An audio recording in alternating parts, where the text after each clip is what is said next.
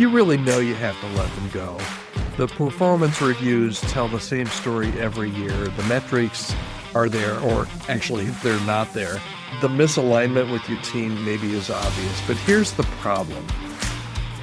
You know you need to let them go, but everybody, they show up to everything. They make people laugh. They remember birthdays, and you're about to become the bad guy. Not because likability and effectiveness have anything to do with each other, because their likability and effectiveness are not the same thing. But try telling that to team members that are upset at a decision that you've made to let somebody go. We're going to talk about that today. Here on the Healthy Church Staff Podcast, we're talking about terminations this week. That's a fun topic, Todd.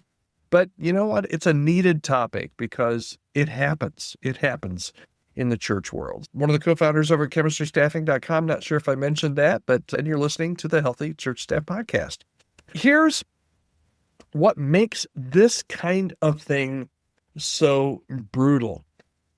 This kind of termination isn't necessarily a character issue or a moral failure. It's not toxic behavior. It's not decisiveness. Those terminations are painful, but those terminations are pretty clear. This one's a little bit more murky because the person is genuinely kind and incredibly loved, but they're just not doing the job that you hired them to do. And the gap between what they deliver and what the church needs keeps growing. So what actually happens when you wait too long? You start compensating. You give their responsibilities to other people. You quietly redesign their role to fit what they can do instead of what they were hired to do or what they should be doing. And your other staff members notice. They're picking up the slack and they're wondering why leadership won't address it, even though they love the person. But the longer you wait, the more people assume that popularity equals performance. And you're teaching your team that being liked matters a lot more necessarily than being effective. Now, this person probably doesn't even realize that this gap exists or that this gap is growing. They think everything's just fine because they get along with everybody. People smile at them. But your job isn't to protect their feelings. It's to steward the mission of the church. So how do you navigate this with integrity? How do you make the move that you know you need to make without making waves and having everybody thinking you're just a horrible person?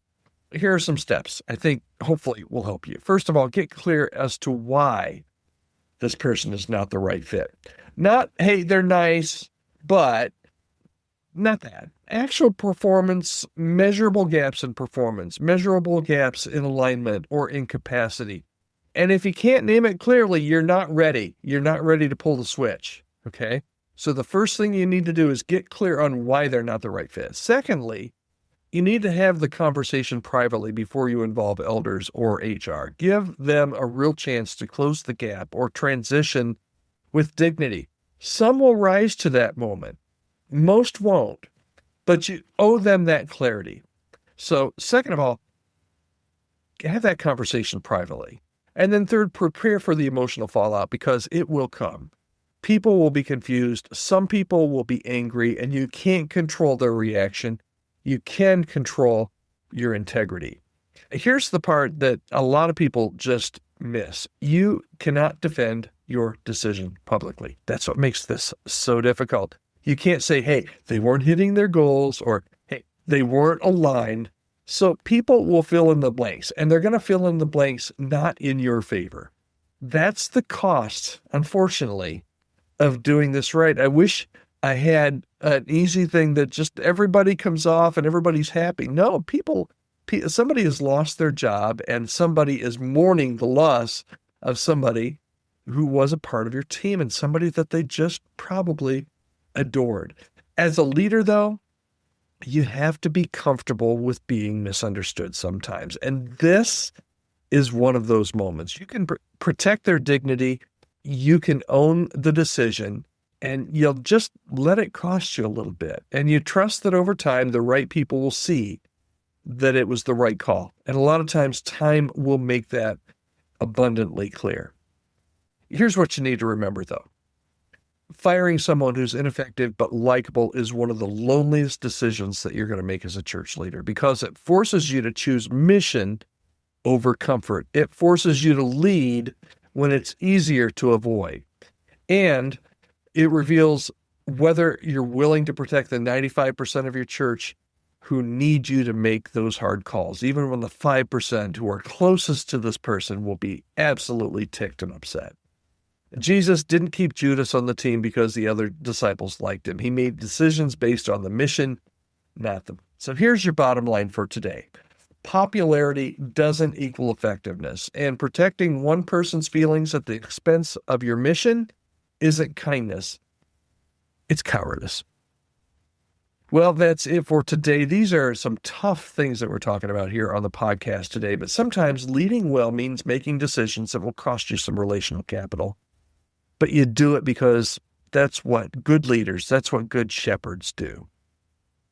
Maybe you're stuck in the middle of one of these decisions and you just need somebody that doesn't have a dog in this fight to have a conversation with. I'd love to be that person for you and your church. Reach out to me, podcast@chemistrystaffing.com. Love to hear from you, love to connect, and love to hear your story and see if there's any way that we can help.